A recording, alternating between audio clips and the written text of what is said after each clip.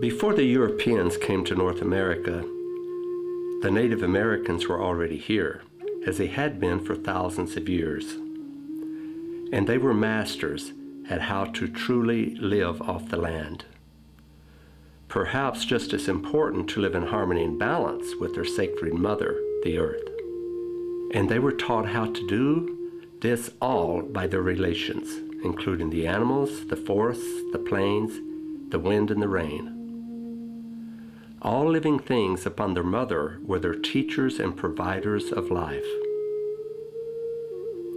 From the hides of the large animals, they made their teepees, their homes. And because of its conical shape, the teepee was able to withstand winds up to 125 miles an hour.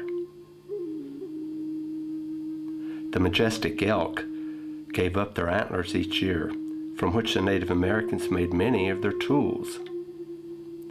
The hill upon which these particular antlers now lie is the sacred ground of the Lakota Sioux people and the site for the vision quest of the great contemporary Lakota leader and activist Russell Means. This is in the sacred hills of South Dakota. As you can see here, the prairie dog village is alive and well in these sacred hills.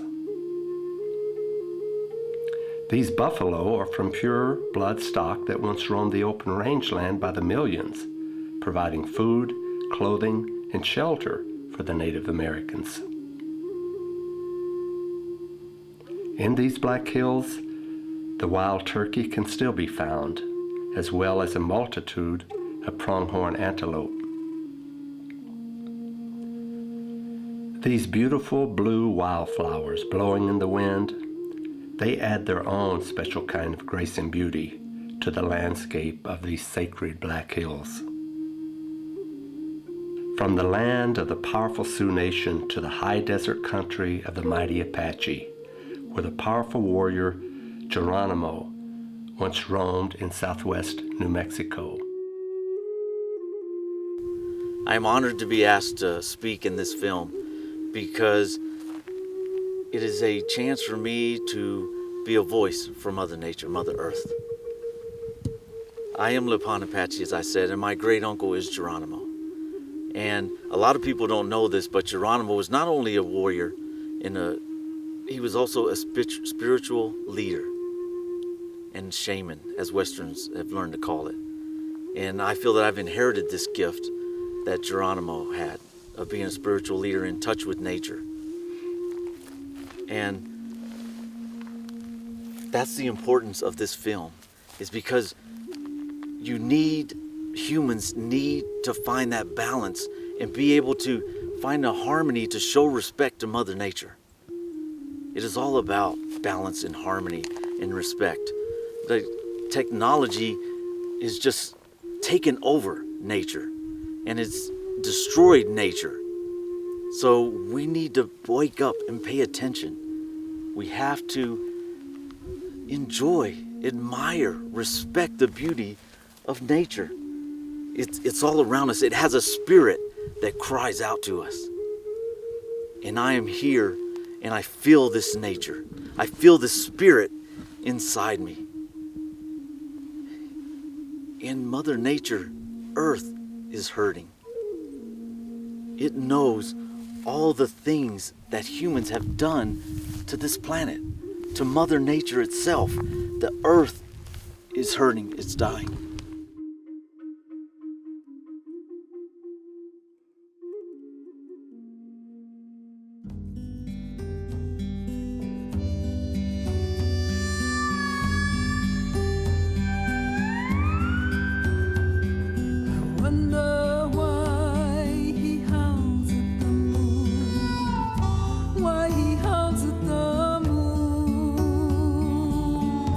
Is he crying for me?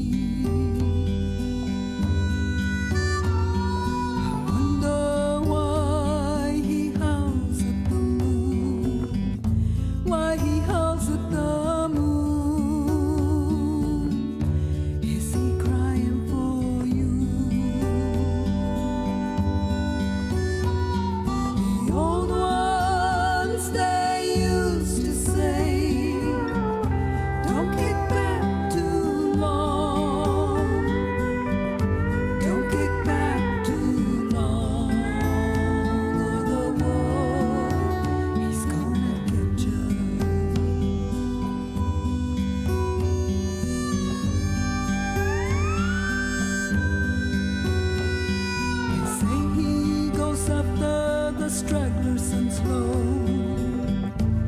the stragglers and slow, has he come after me? They say he goes after the stragglers and slow, the stragglers and slow.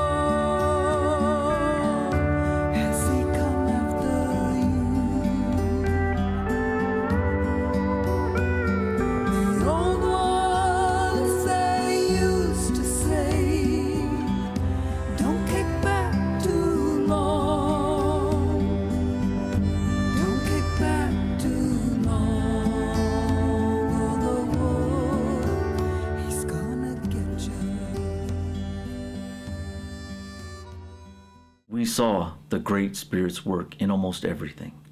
Sun, moon, trees, wind, and mountains. Sometimes we approached him through these things. Was that so bad?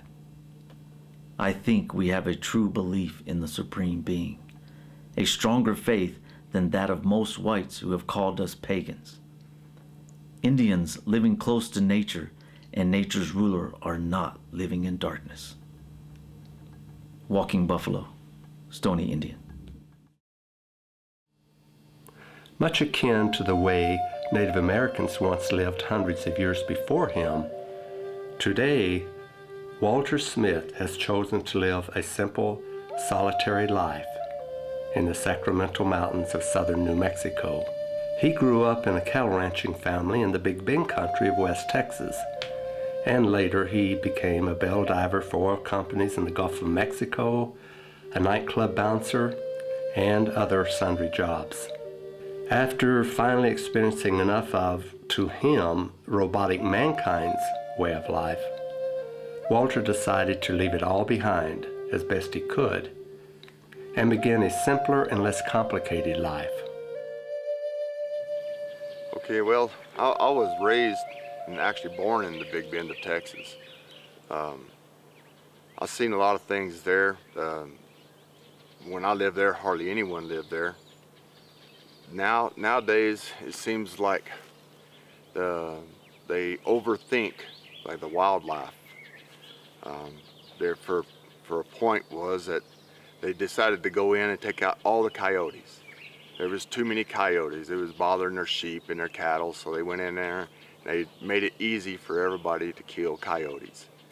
And shortly after that, they had tens of thousands of rabbits. Well, they didn't know how to deal with that, so there was just rabbits everywhere. Hundreds of rabbits on the highway being run over. You just see it all the time. So then the mountain lion started coming in great big bunches. And they were real bad about jumping over people's fences. I mean, well, the mountain lion ate up all the rabbits, and then they were still hungry, so they would jump over people's fences, eat their dogs, eat their cats, you know. And then they made a deal where they're going to shoot all the mountain lions. It's just, nature has always balanced itself out, and we just think that we, as a human and everything, can do it better. But we can never do it better than nature. Nature has been here before it'd be here after we're gone. But I believe in everything that if you give nature time, it always centers itself. I live in the forest. I live right by a spring. And of course that was on purpose. We take water so granted. You don't think about it when you turn on a faucet and you run a glass of water over, or every time you flush, or you use 40 gallons of water to take a bath. We're running out of water, and it's getting harder and harder to come by. They're starting to use different methods of cleaning water because they have to. But water to me is life.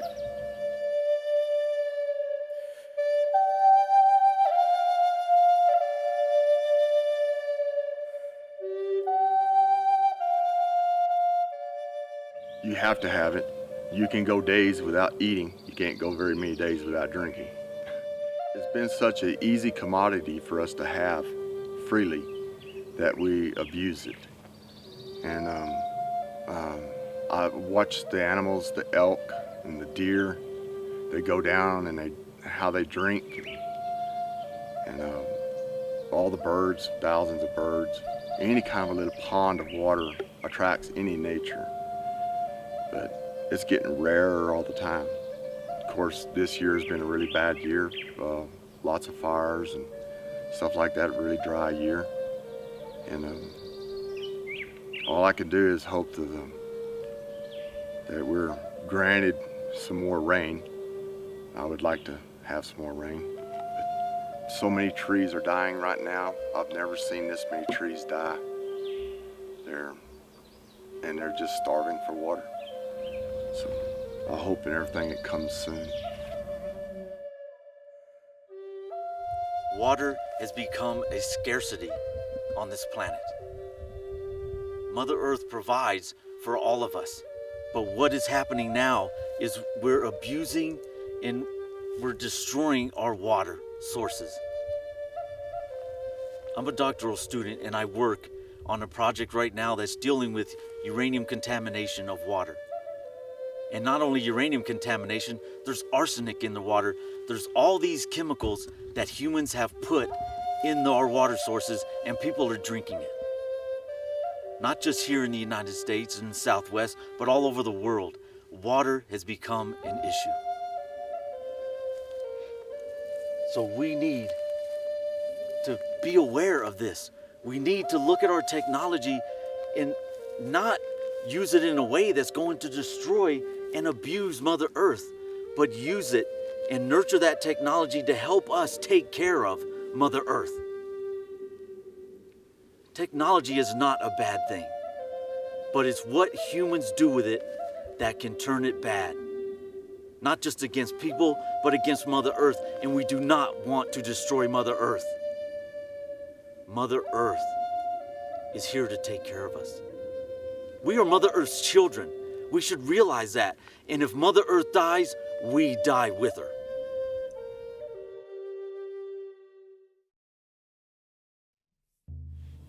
The tribe always camped in a circle, and in the middle of the circle was a place called Hokoka, the center.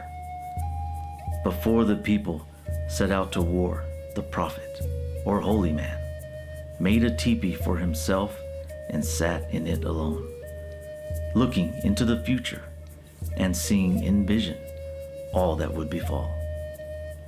He sang to them this song. In this circle, O ye warriors, lo, I tell you each his future. All shall be as I now reveal it in this circle. Hear ye. Short Bull, Dakota Sioux.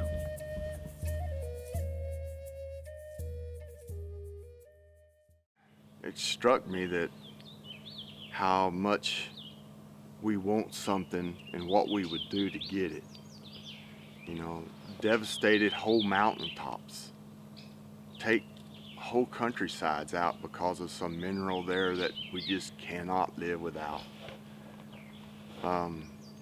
Someday that place will maybe grow back, but it doesn't look like anytime soon. No trees, no nothing in there.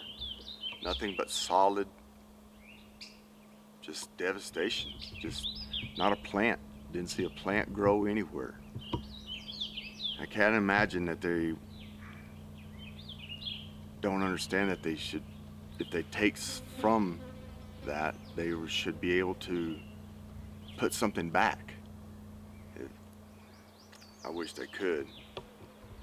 I know there's a lot of forestry stuff going on where they put back trees and stuff like that. The tree they grow today and everything, my great-grandchildren won't see when it's a live tree, you know, or a full tree.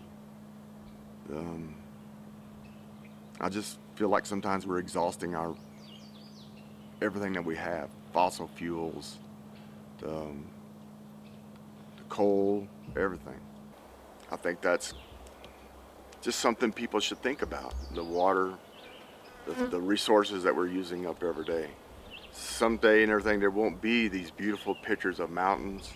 There won't be these beautiful pictures of rains. All there'll be is what we have left. We think about the clouds and the birds that are singing here so well today. I think about it all the time. We owe everything to nature. We did not think of the great open plains, the beautiful rolling hills, and winding streams with tangled growth as wild. Only to the white man was nature a wilderness, and only to him was the land infested with wild animals and savage people. To us it was tame. Earth was bountiful, and we were surrounded with the blessings of the great mystery. Chief Luther Standing Bear, Oglala-Sioux. A mature bull buffalo, such as this one, stood about 6 feet tall at the humped shoulders and weighed up to 2,000 pounds. The Indians regarded the hump's back fat and the tongue of the buffalo as the choice cuts.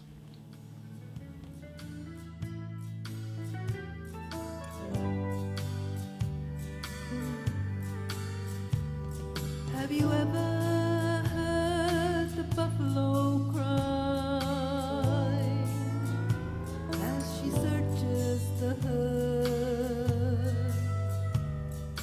for her baby? Her lonesome wail echoes in the night, but the baby does not answer, and the buffalo, she cries again, and the buffalo, she cries again,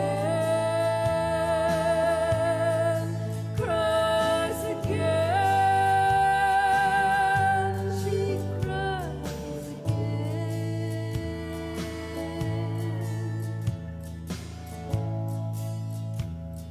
I heard in the news of a missing child. The parents, they plead for help.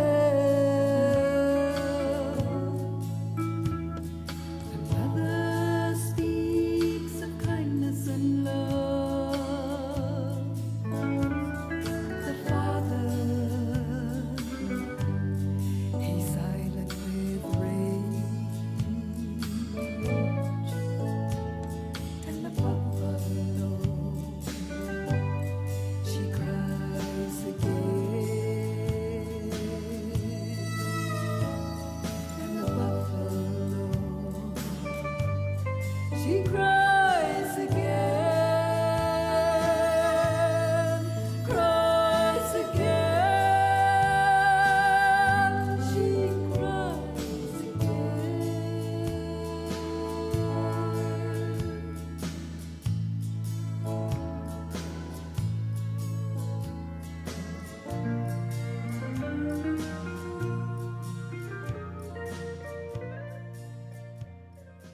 Once we were happy in our own country, and we were seldom hungry. For then the two-leggeds and the four-leggeds lived together like relatives, and there was plenty for them and for us. But the Wasuchus came, and they have made little islands for us, and other little islands for the four-leggeds. And always these islands are becoming smaller, for around them surges the gnawing flood of the Wasuchi, and it is dirty with lies and greed. They killed our buffalo for the metal that makes them crazy, and they took only the hides to sell. Black Elk, Great Sioux Chief.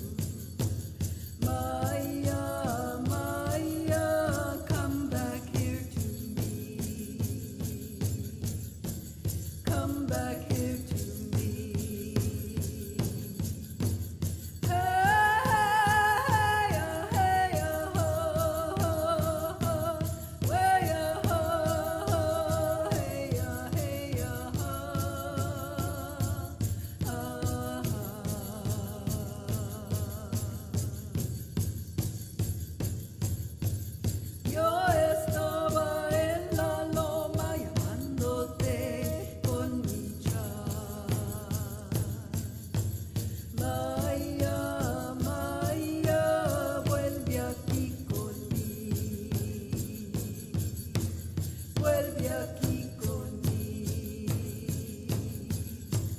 Hey, hey, oh, hey, oh, oh, oh, oh, hey, oh, oh, oh, hey, oh, hey, oh. A couple of years ago, February 1st, we had the real bad freeze. I'm sure everybody remembers that. At the time, I was living in a camper on my place, a little pickup bed camper, no insulation. That night, when I realized it had gotten down to 20 below zero outside, and the wind was blowing 40 miles an hour, not even the heater in the camper was working good enough to keep that. It was 4 below in the camper. I had my dog with me, Grizz. I was trying to keep him warm. Had 2 bedrolls on top of me, mattress under me. I was in thermal covers, clothes, and I realized and everything I might not make it through that. It was already an inch of ice on the windows on the inside of the house. And so I left a recording for my children, because something was to happen and everything. I wanted them to at least get an idea that I wasn't mad about what was, if I died that night and everything. I wasn't angry. I was where I wanted to be and where I loved to be. But, if you like to be in the water, you get wet. If you like to be in the mountains, you get cold. And there's fires and everything else can do it. A critter can get you. But I don't want to ever think that if something ever happened to me, that I wanted everybody to understand that where I was is where I wanted to be. And that night, I left them a farewell, because you should always do that. I have had too many people that I loved in my life that when they passed, there was no letter, no goodbye, and I think that's important. I made it through that night. We did well. I think the only thing that happened was the rooster lost his voice for about a week. He was, I couldn't even believe he'd made it through that. He was outside. Even if he was in a coop, it was still much colder there. I figured and everything, there's more things that good Lord has me to do. So that's why He kept me here. And I'm just going to try to do the best I can. I suggest everybody try that. Now I walk with talking God, with goodness and beauty. In all things around me I go, with goodness and beauty I follow immortality. Thus, being I go. Navajo song, Beauty Way.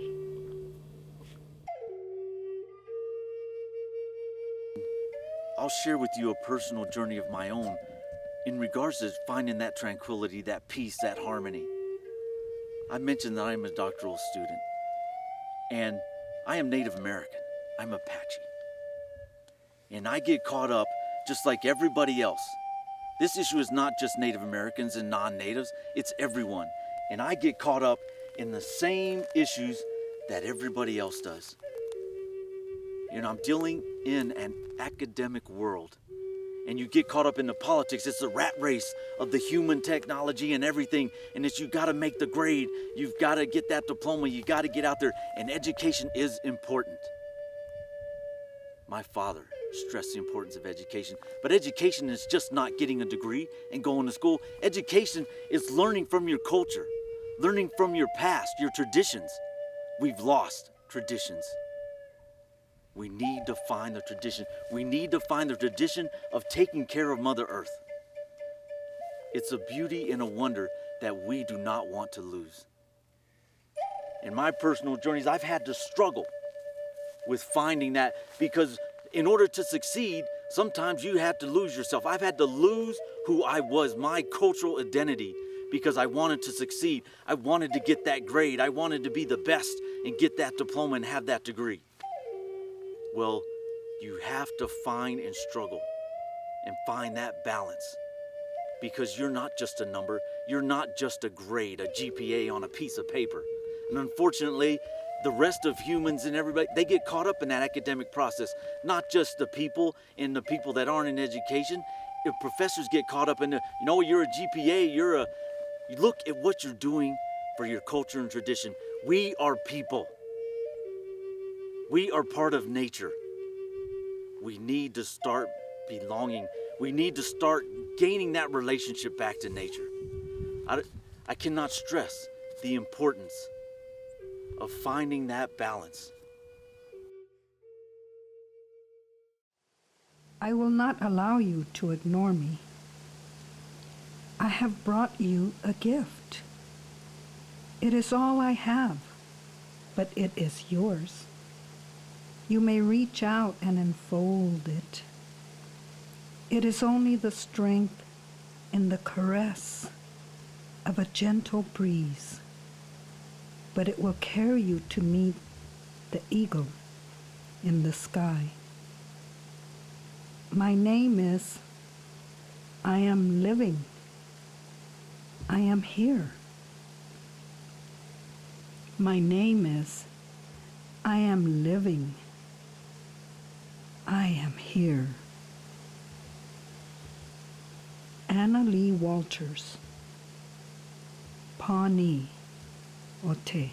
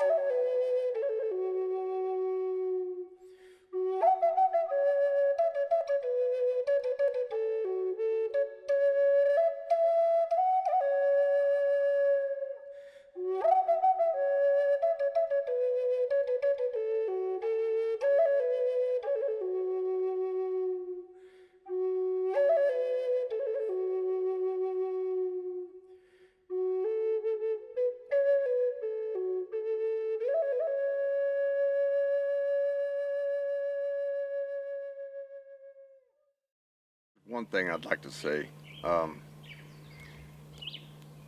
sometimes we forget to respect everything that's around us. The great mother, the earth, the great father that could take care of us with his solar. We could have solar energy. There's so much energy coming from the sky that we don't use. All the things that we have, we forget. We want things too instantly. My definition of it is we are a beer can world. We get through with it, we crush it up, we throw it away. And we want somebody else to deal with that trash.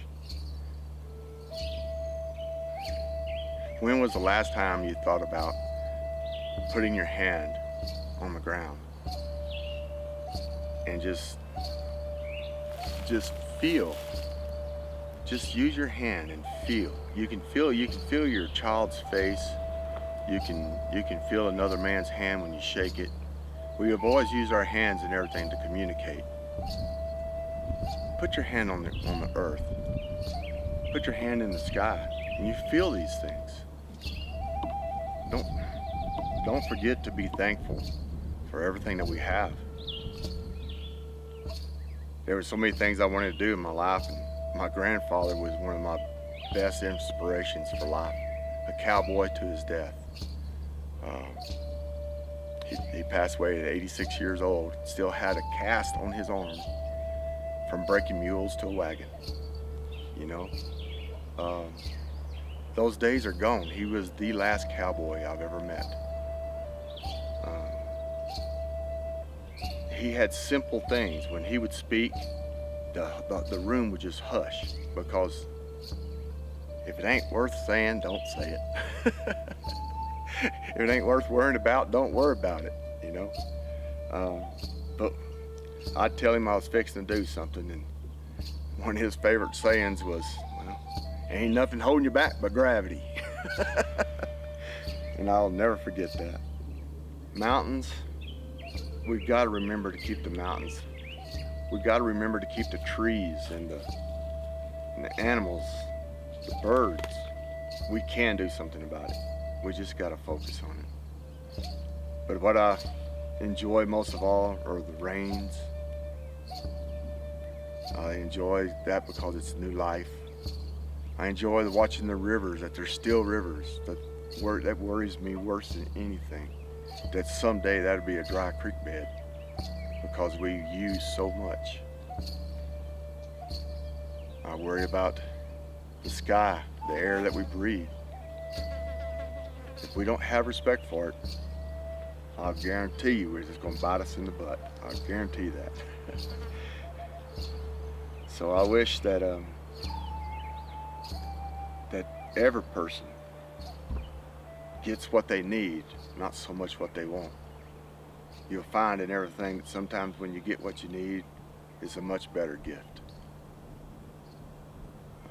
Me, I'll probably need more flute lessons. But I do enjoy. And I'll try to play, it's a little bit breezy, so it'd be sound kind of squeaky.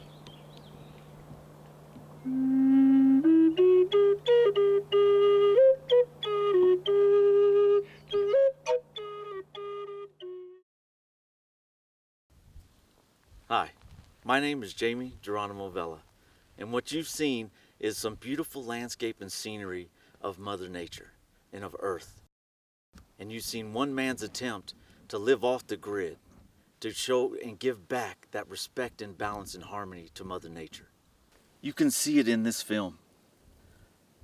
The visual scenery in this film is just amazing.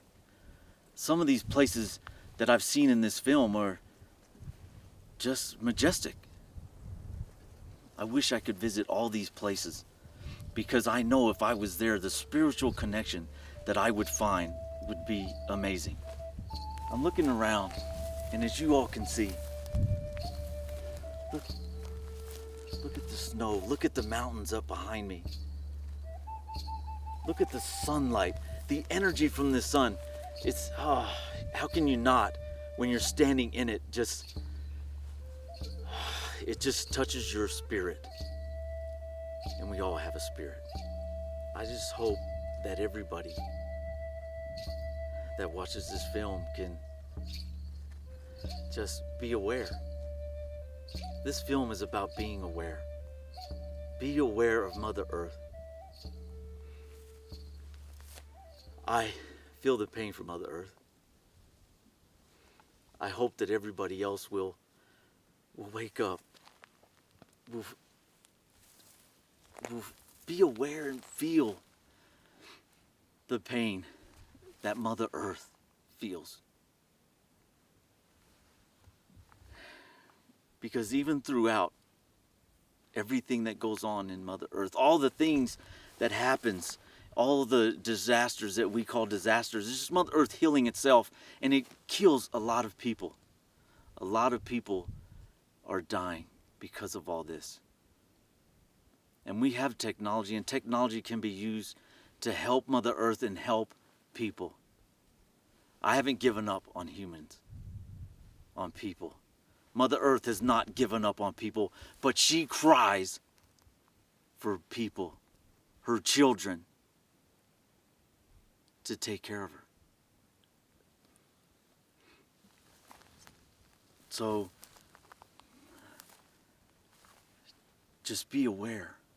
Throughout history and throughout all of this, that goes on, and all the things that technology has destroyed, and all the things that technology has helped, just remember, we are all still here.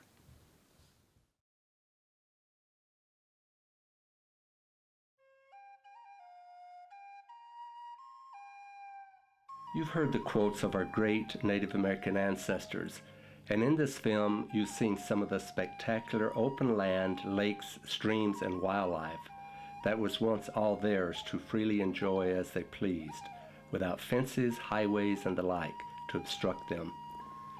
They considered the animals as part of their family and their teachers, for it was the animals of the forests and plains that taught them how to best live off the land in a balanced and harmonious way. But that has all changed, and now we must learn how to live in the present. We've seen and heard one determined man who today is attempting to live off the land as best he can, free from the shackles of modern life. But it's not been easy for him. So what can we learn from this brave, solitary man that could make our own lives more peaceful and less complicated if we applied them? Well, we've also heard from Jamie Geronimo Vela, Lipan Apache, and the grandnephew of the great Apache leader, Geronimo. It's his belief that we can still learn a major lesson from how our Native American ancestors once lived upon our sacred mother, the earth, and we can still apply that knowledge they had to today, thereby becoming much better stewards of this great planet by showing respect for all living things. For anyone paying attention to what's been happening on this planet in recent years, it should be obvious that we're living in a time of great transition. The extreme and unprecedented weather changes, droughts, flooding, man killing his fellow man at an alarming rate, and on and on. Earth Mother will survive, but will the human species? Perhaps we can if we immediately and collectively return to balance and harmony and respect, starting with honor and respect for ourselves, and then for all living things.